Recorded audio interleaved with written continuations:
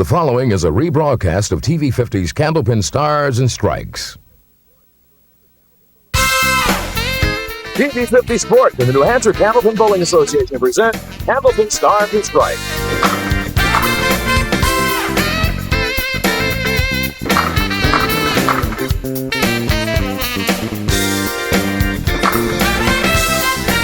From Sandy's Bowling Lanes in Windham, it's the $2,000 Valley Window and Siding Championship.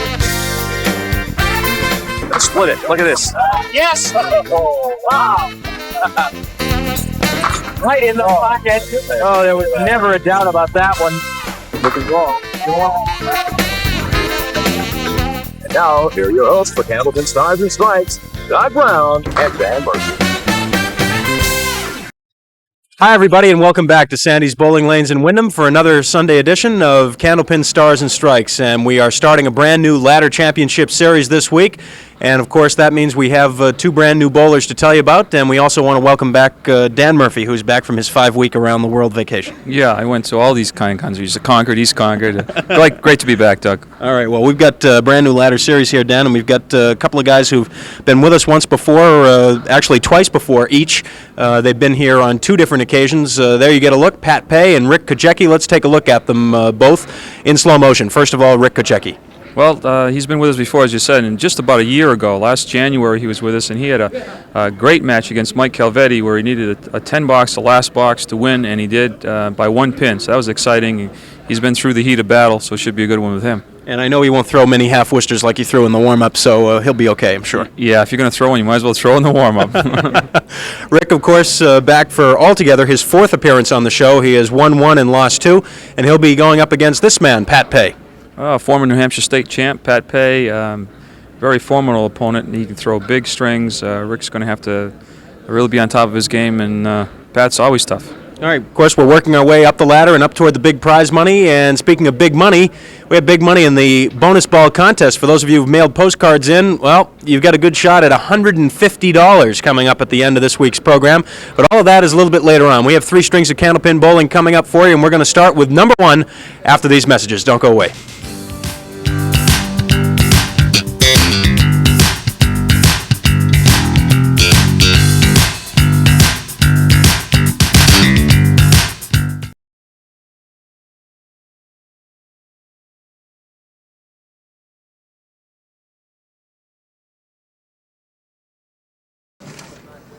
Once again, let's take a look at the names and faces of the folks who will be joining us in the weeks to come. First of all, Pat Pay and Rick Chojecki starting off with this week's program. And then, of course, in the 5-week series, we will also see Bob Mazer, who's been here before, John Burke, a newcomer, Mike Brutzos making a return appearance with us on Stars and Strikes, and Bill Gover Jr. will be here for his first appearance, and he leads the ladder with that number 1 position. But right now, we're set to go with the first round of this ladder series, and Rick Chojecki is ready to go. Are you doing your audience warm-up now, are you? Yes.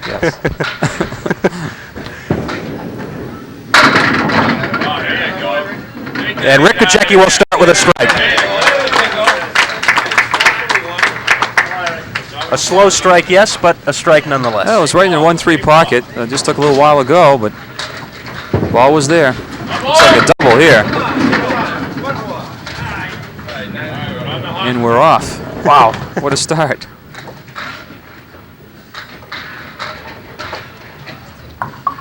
Rick was just throwing us off, throwing that half-wister in the warm-up.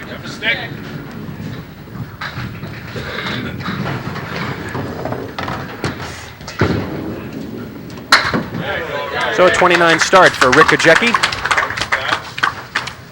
And now Pat Pay.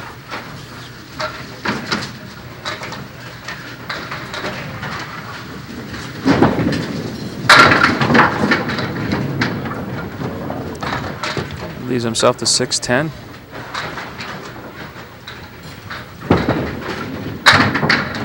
And Pat starts with a mark. Once again, want to thank Gary Duffett, who filled in for Dan Murphy these past 5 weeks.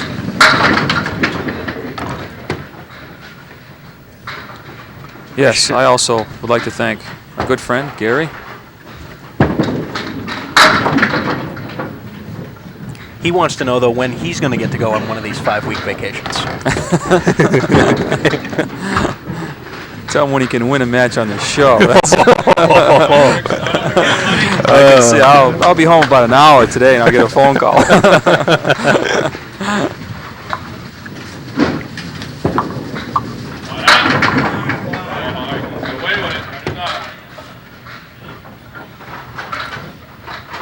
1, 3, 9, and 10. Trying to split the 1 and the 3. He goes on the outside. Nice bid. Nice bid.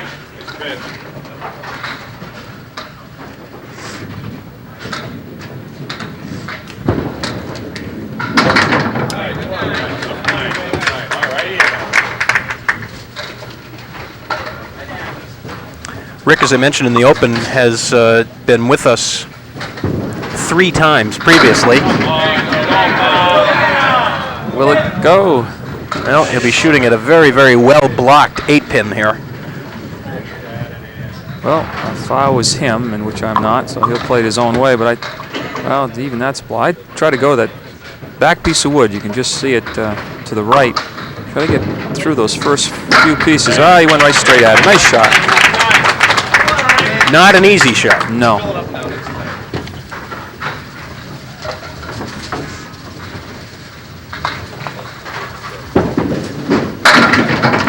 And Pat Pay sends that head pin dancing across.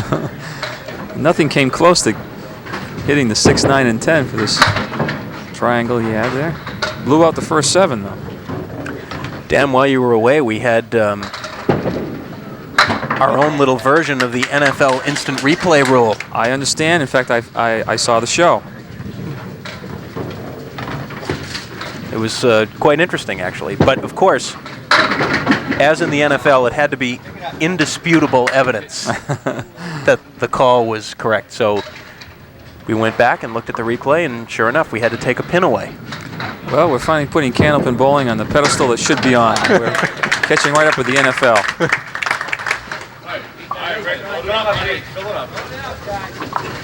Although, for the record, I think replay works better in bowling than it does in the NFL. Yes. This was on a spare for Rick Chojecki. Just like shooting 3, Rick. Just like shooting 3.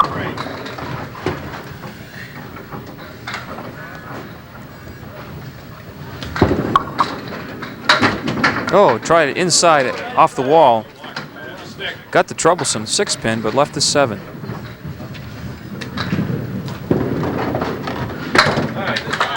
.64.5 for Rick,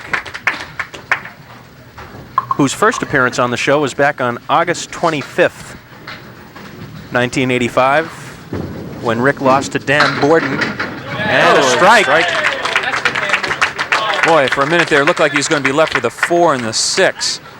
Kind of heavy on the head pin. Got a nice break off both sidewalls. There's a 4 and the 6. And there they go for the strike. And here goes Pat Pay on a spare with a 4 fill. Missing that head pin to the left. Oh, nice try.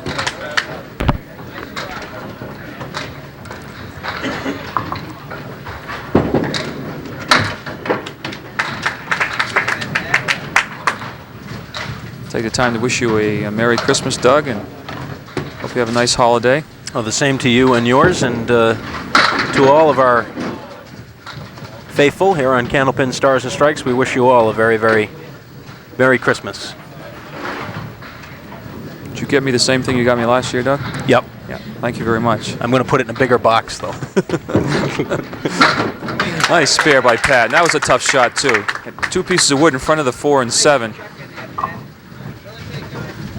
Just right. Split the 2 pieces of wood, drove it right straight back. Nice shot.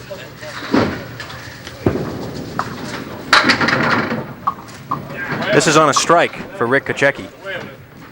After Rick's loss to Dan Borden back in August of last year, he made a return trip. Nice shot. Nice shot, and a good crowd here following Rick. Splits the 1 and the 3.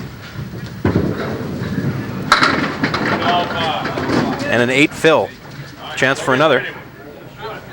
On Rick's second appearance on the program, he threw a 404 and beat Kevin Casey, advancing to the ladder championship in that particular series where he lost by 1 pin to Mike Calvetti.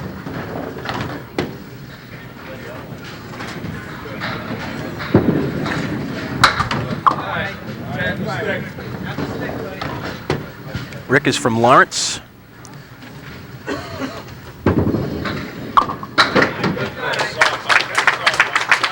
Bowls here at Sandy's quite frequently, in fact.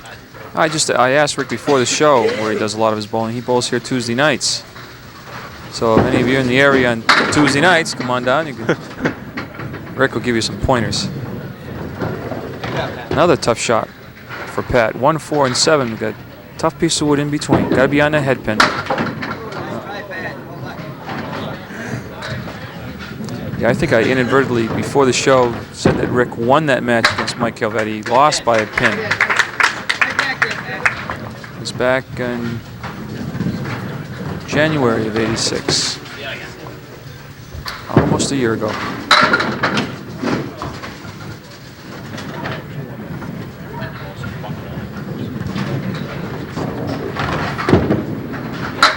Diamond, no. Well, wait a minute.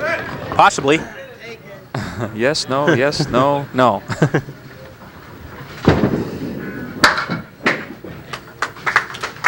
So a 16-pin lead for Rick Chojecki going into the final 2 here in the first string.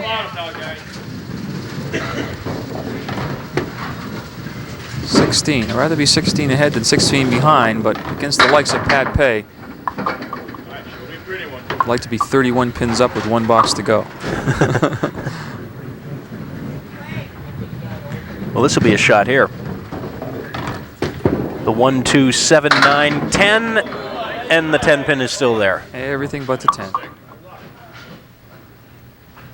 One quick reminder, bowlers, do not move your equipment from lane to lane until the people around you have finished bowling. And Rick backing off as an announcement was made here at Sandy's over the loudspeaker, and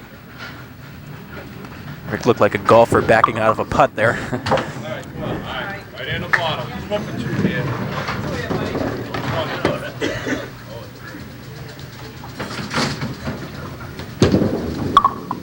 On lane 31, and the 3-pin will stay there for a spare leave. Rick throws that ball inside out, really. Breaks from left to right. That time it broke too far to the right. Missed that 3-pin. And he also has that very unusual delivery. We've talked about it before with really no backswing at all. No, it doesn't throw it very hard. And that's definitely a result because of the lack of the arm swing. So it doesn't put a lot of speed on the ball, but pretty accurate. And a 131 opening string for Rick Chojecki.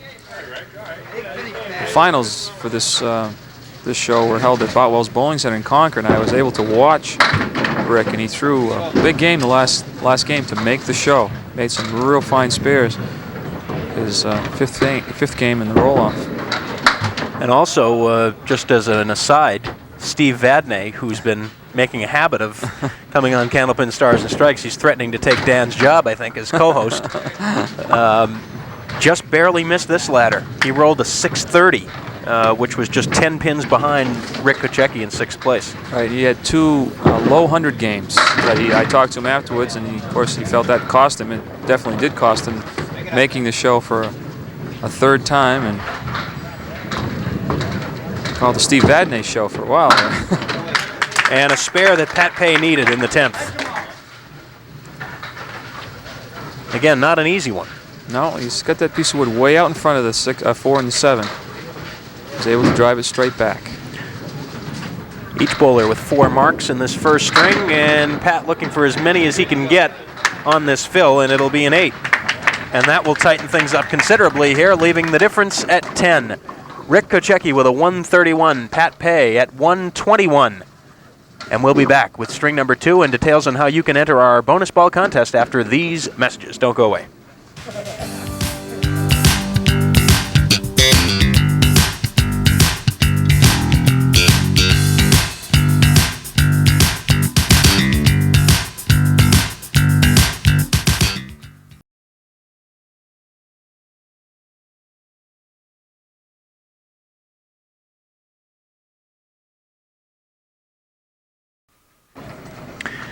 Well, Pat Pay with that big mark in the 10th frame. String number 1. Closing the lead down to 10 pins. Well, if my memory doesn't fail me, I think that's the first time that Pat actually put the ball in the 1-3 pocket. Goes from right to left, and that's the pocket. Again, wood out in front cost him his shot. That's his pocket. Cross lane, he throws from right to left, and he's going to get a lot of pin action. It's the 1-3 pocket that he wants to put the ball in.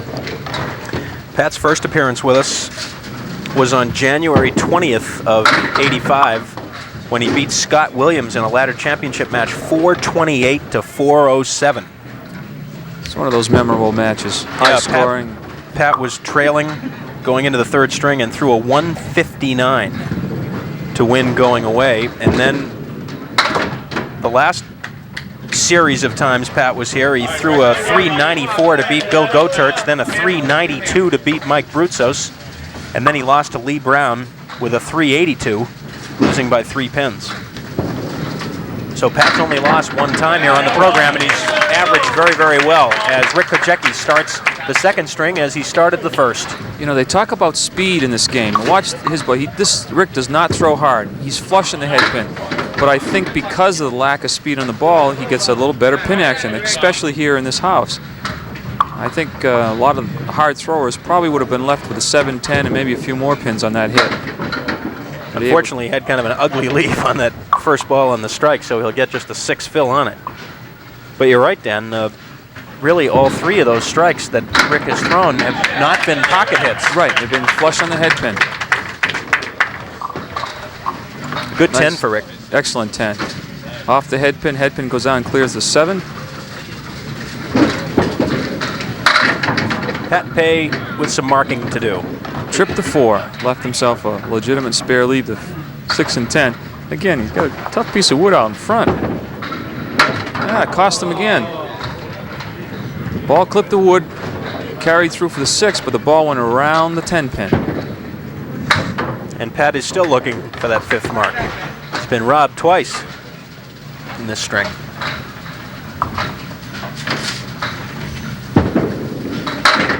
Well, there's crossing over in that 1-2 pocket. Doesn't always work. 5 with a 7, the 8, and the 9. This time the wood may help. Let's see. Nope. All he needed was a 6, he would have had a straight. But we're not playing poker.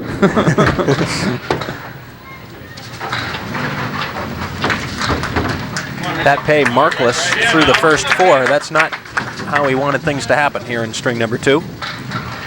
No, but it's not time to panic yet. And of course, Pat's the type of the veteran bowler he is. He's not going to panic anyways. But he's putting the ball in there. He got a couple bad pieces of wood, cost him a couple marks. And Rick is not burning him up right now. So. And nice looking spare there for Rick Chojecki. He's threatening to burn him up. Splits the 1 and the 3, carries the 6 for another spare. You saw the English too over the shoulder. Just helping a little bit with the body language. Good break there. Missed the head pin, but he left himself the 1 and the 3 and a big 8 fill. And another 15 pins added to his lead. And another spare. And we will pause right here with Rick Chojecki on a spare up in the 4th. And Pat Pay at 37 through 4. We'll pause right here and have the rest of the 2nd string and that home address for the contest right after these words.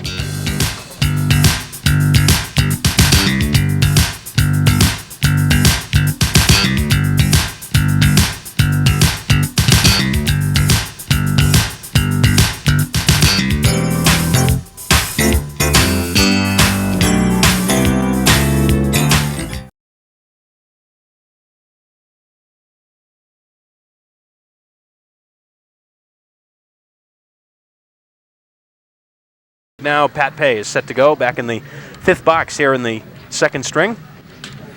Still looking for his first mark in the 2nd game.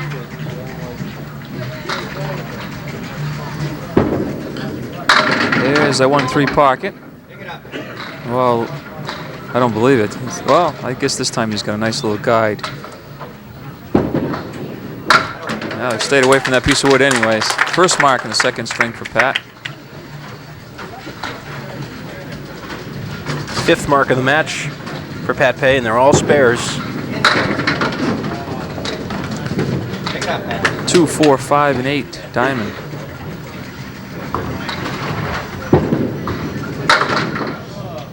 Missed the object.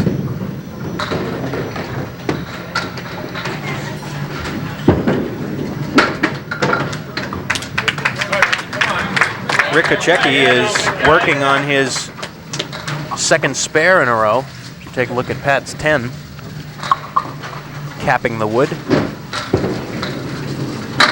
And Rick off target this time with just a 4-fill. Just broke a little sharper that time and just missed the headpin going off to the right. Leaves himself the 4 horsemen to the left with a 6 and a 10.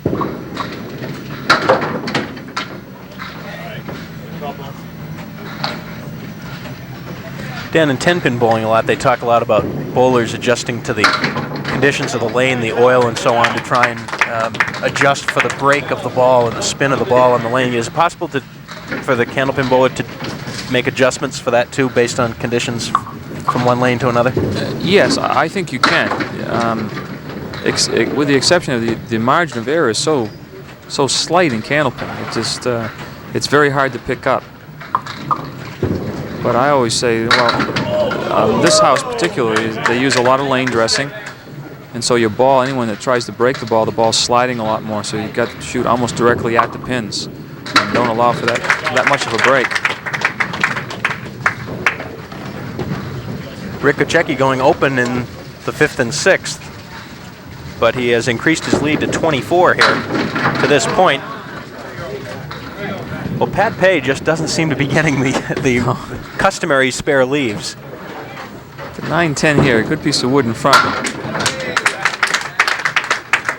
I don't want to overkill a point though, but the 2 marks he has gotten in this game came when the first ball was in the 1-3 pocket. Full hit there. And a 7-fill for Pat. Well, he's got possibilities. 2 pieces of wood in front of the 6 and 4 and the 7. If he can hit it where the piece of wood meet, he might have a chance. 7-pin refuses to go. Didn't figure it would be the 7. No, I thought his problem might have been the 10-pin.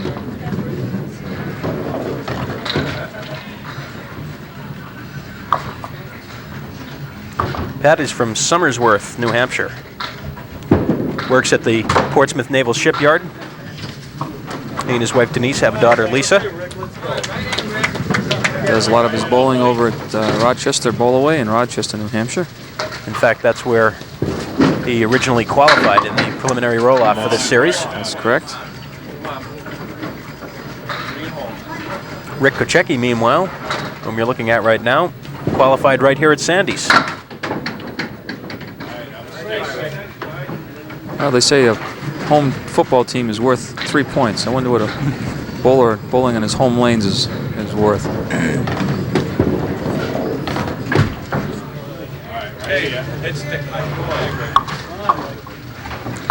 Well, that's spare 7 for Pat Pay, looking bigger now in the 7th box as he's shaved another 9 pins off the lead. But now Rick Chojecki will have a spare leave in the 8th. Shooting at the 5-8. Important. He's got a little drought here. Important to establish himself right here because Pat's making a run at him and flush on that 5-pin, chopped it off, leaving the 8. And momentum is swinging back Pat Pay's way a little bit now. Right now it's a 16-pin lead. Remember, Rick Chojecki had 10 pins coming in and he has 6 more here. Pat Pay trying to put some marks together. One unusual thing about this match so far for Pat Pay, Dan, is that he has not put 2 marks together yet. He's got a tough piece of wood again. Just the wood out in front is not being very nice to Pat Pay. That's 3 marks this string that the wood out in front has cost him a mark.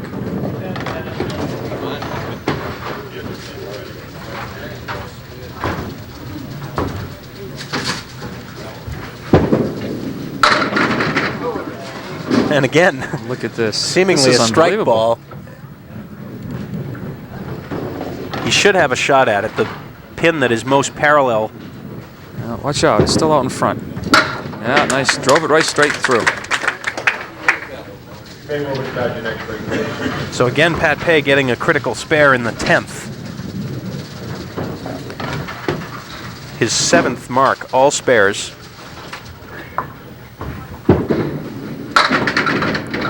Nice And 9 fill. A good fill. Salvaging a 118 string, which is still 11 pins below Pat's average. Pat's thrown a good ball, though. He's had the spare leaves. It just had the bad wood kill them. And he's just liable to throw 150 game in the last game. 5 and 8 for Rick. Nice mark. Nice mark.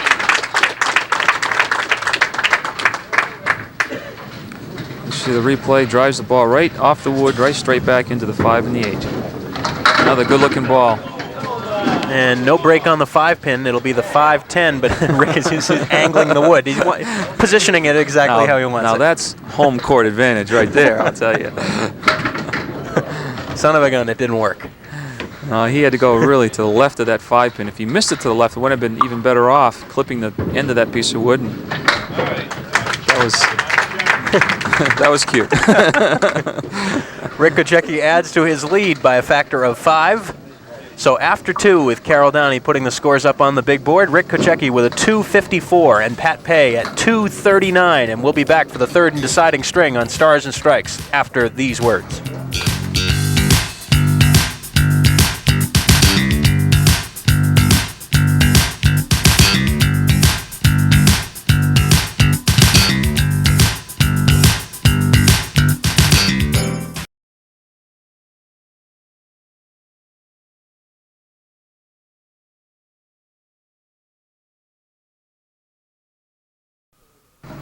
Rick Chojecki will lead it off in the 3rd and deciding string. He has a lead of 15, which never is safe no matter who you're bowling, but particularly here and particularly against a veteran like Pat Pay is certainly not safe.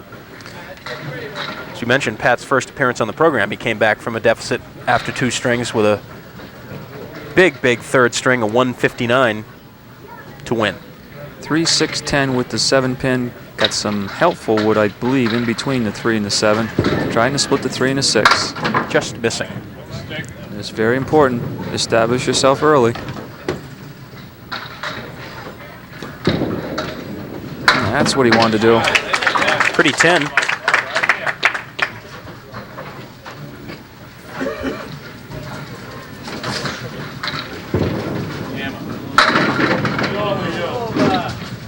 Okay. Well, I was about to say it should be out of the way. It's almost out of the way. He's got a choice here. Try to get by it. He runs the risk of capping it, or play the wood high. He's going to cap it. Oh boy.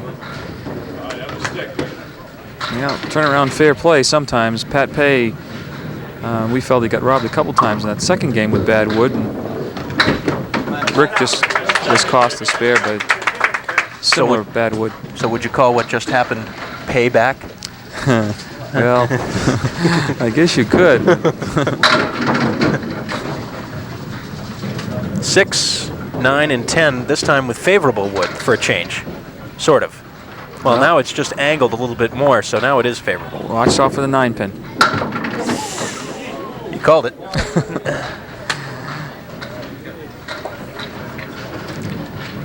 You've seen it so many times. I've been around bowling lanes, I guess, longer than I care to let people know, but just that slight turn of that wood, the last second, gave him a bad angle as far as covering that 9-pin. Well, he doesn't have to worry about anything there. Pat says, the heck with this. I'm not going to worry about wood anymore. That's his first strike of the day. And he tosses the towel in disgust when he gets back to the bench. Take that. It's been a struggle.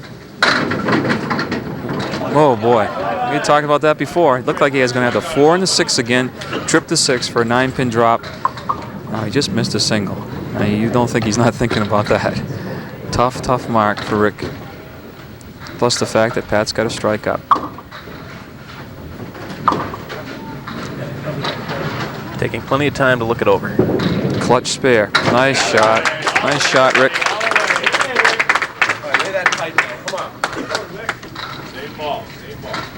Ninth mark for Rick Chojecki. 6 of them have been spares.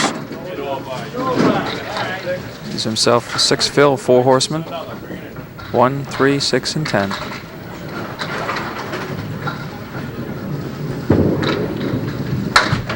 Little off target.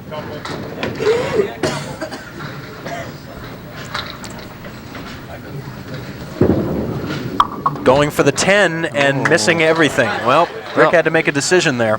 Yeah, we'll put an asterisk next to that 4 box and 4th box and the last string. I'm not so sure. I probably would have grabbed the 9 if I could. And a double for Pat Pay. Uh-oh. No doubt about it either. 1-3 pocket. 10 pin, a little time to go, but it went. Looking for 3. Looks good. Oh, wow. And that will send us away to a commercial. Pat Pay with a triple strike. And now things have changed quite a bit as Pat Pay has taken the lead. And we'll be back for the rest of the 3rd and final string here on Stars and Strikes after these messages.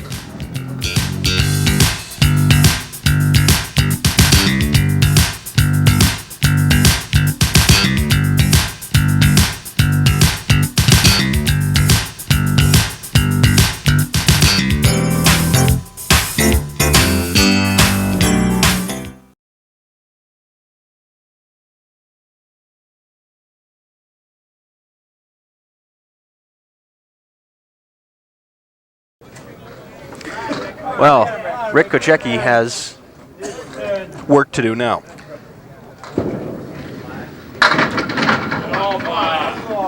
$7-9. Well, if it was match play, Rick would be up 2-0, winning the first 2 games. Unfortunately, it's 3 strings and the total pinfall of 3 strings. And this match could be determined by 3 balls that Pat Pay has thrown in the 2nd, 3rd, and 4th boxes, which were all strikes.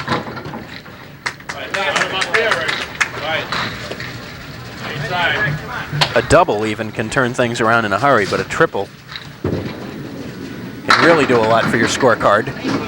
One set 9 to go. And now all of a sudden it's Rick not getting the extra pin. Well, it's got to shoot at the 10 pin. Piece of wood out in front of the 10. After that, it's going to be a little fate involved here. Tough shot. Wow. And the ball landed back on the lane about 2 inches from the 10 pin.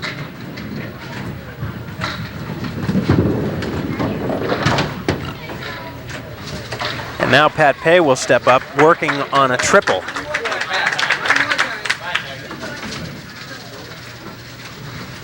And I'll tell you, none of the 3 were cheapies.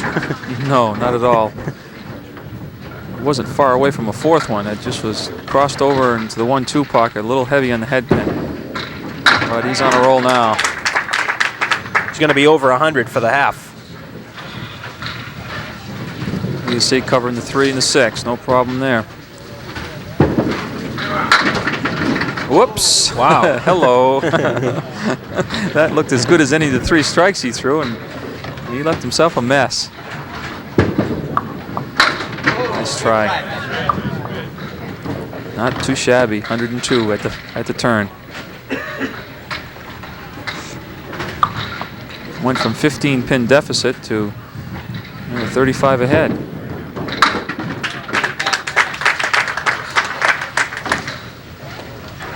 It's amazing. 36 pins ahead now.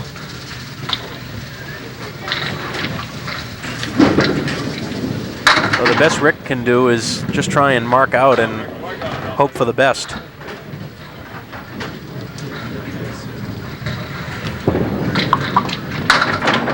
And again, it's the 10 pin.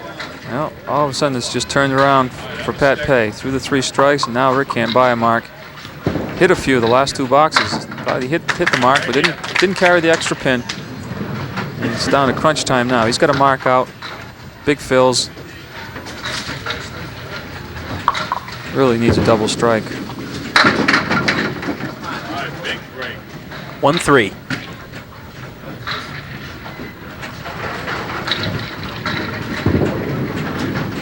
And it's 1. Gotta hope Pat Pay doesn't mark.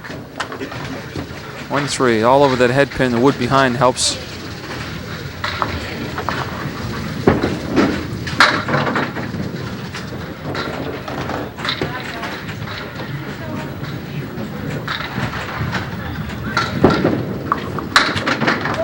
Oh, nice shot by Pat. 4 horsemen to the right plus the 9 pin. You see the replay. Trips that 4.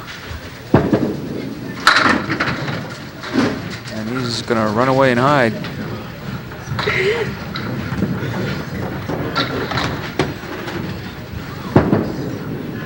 And another one.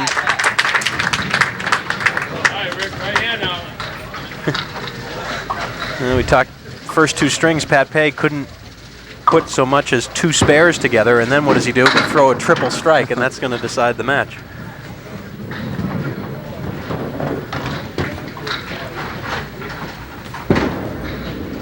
Oh, nice shot. That's a great shot. Nice shot by Rick. It's a little too late, but some satisfaction from that one anyway. He's a fighter. Splits the 3 and the 6, carries the 4-7 for the spare. Nice shot. And he's still plugging away.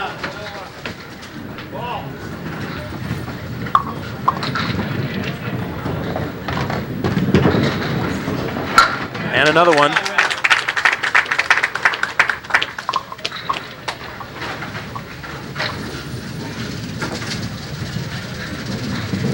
Well, each bowler had 3 strikes. Unfortunately for Rick, Pat's 3 strikes were in a row. Full on the head pin, 4 fell. Well, that's a very frustrating end for what was a promising finish for Rick Chojecki. A 373. And Pat Pay just adding more and more. There again, he was looking at a good leave with a 4-6 leave at the end of this ball. A little heavy on the head pin, but off the sidewall comes a couple pins, knocking down the 4 and the 6. Oh, now watch this. Look at this. This doesn't happen very often. The picket fence, 7, 8, 9, and 10. Let's see. I think he's going to go at the wood in front of the 10 pin. Let's see. Snap it off the wall. Nice try. 8 on the strike. He's at 175 right now. He will not, as you can see, set a new personal high single, but not too shabby at 177. And turned what was at one time about a 25 or 26 pin deficit into a big win. Pat Pay with the big 3rd string and a 416 to Rick Chojecki's 373. We'll be back to see if we can win someone $150 in the bonus ball and to talk to both bowlers after this timeout.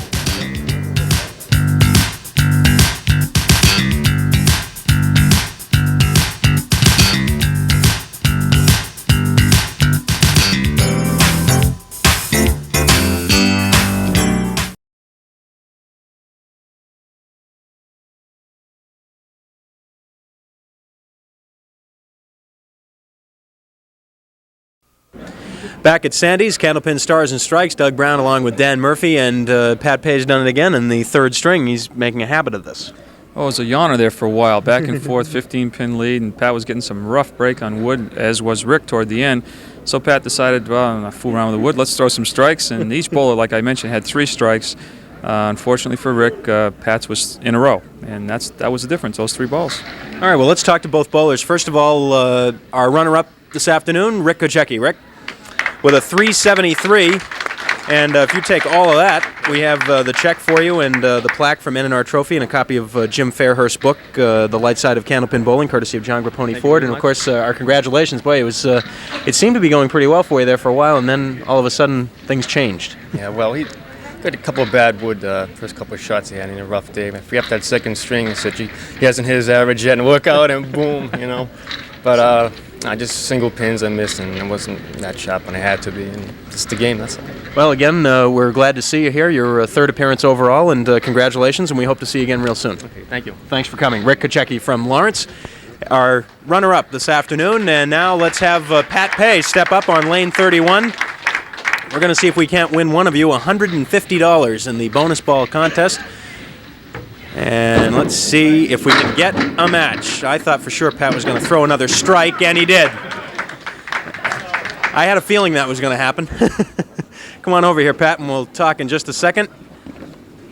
And as you might expect, it is not a match for Mary Newsom or Nuzzum from York, Maine. Thanks for the card, Mary, and unfortunately her guess was 5, so not a match, and that means the jackpot will go up to $160 next week. Pat, why don't you scoot in here real close? Congratulations. As Dan said, we were talking about it, all that tough wood you had, you finally said, to heck with that. The only way I'm going to do anything is hit strikes, right? Yeah, the wood started getting me a little mad there, so try something different, and it worked. What did you do? Did you make an adjustment at all? I just moved over a little bit. And that made the difference? Started to throw a little bit harder. Yeah. Either they're going to go or they're not. Well, now you've got one win, and Bob Mazur will be here next week. I assume you bowled against Bob before. I know Bob, so I'm ready. All right, we'll be looking forward to that one. Congratulations, Pat. Pat Pay from Somersworth with the win today, and we will have Bob Mazur in here next week, and we'll get a look at the ladder now as it shapes up. We can look forward now to the weeks ahead. We now have Pat Pay and Bob Mazur coming up next week in the second week of this ladder series, and then we look forward to John Burke the following week, Mike Brutzos, that number 2 seed, and Bill Gover Jr. making his first appearance here, sitting in the number 1 spot, so he's in the best position of anybody, just sitting and waiting to see who will survive all the rest of these matches. As you can see, pretty close scores in this roll-off series. In fact, just 1 pin separated Pat Pay and Rick Chojecki coming into this match. Yes, really close, and for the next couple of weeks, I guess we're going to come from the Seacoast area, Newmarket and Rochester, and Bob Mazur and John Burke. Pat Pay must all bowl against each other in leagues. They all from that same area, so it's going to be friendship thrown out the window for a while for 3 strings, and we'll have some good matches. Well, again, a reminder, too, if you'd like to get in on our bonus ball contest, which is growing, still growing, we're now going to be up to $160 for the end of next week's program.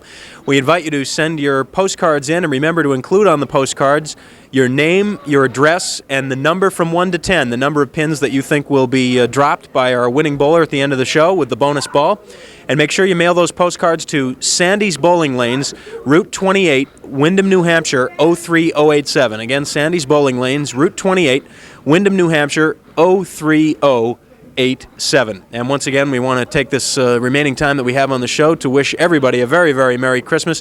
Hope the holiday season brings all that you hope it will. And I should also mention, too, I forgot to mention during the course of the show, of course, Carol Downey was keeping the big scoreboard for us as always, and our new lob line judge, how appropriate, Dennis Noel. that wasn't even a setup either, really. No, it wasn't. Oh.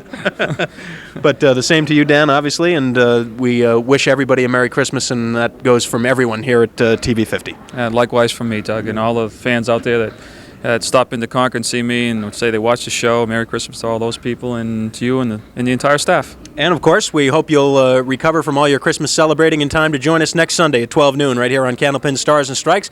Until then, Doug Brown for Dan Murphy and the whole TV50 sports crew. So long, everybody, from Sandy's.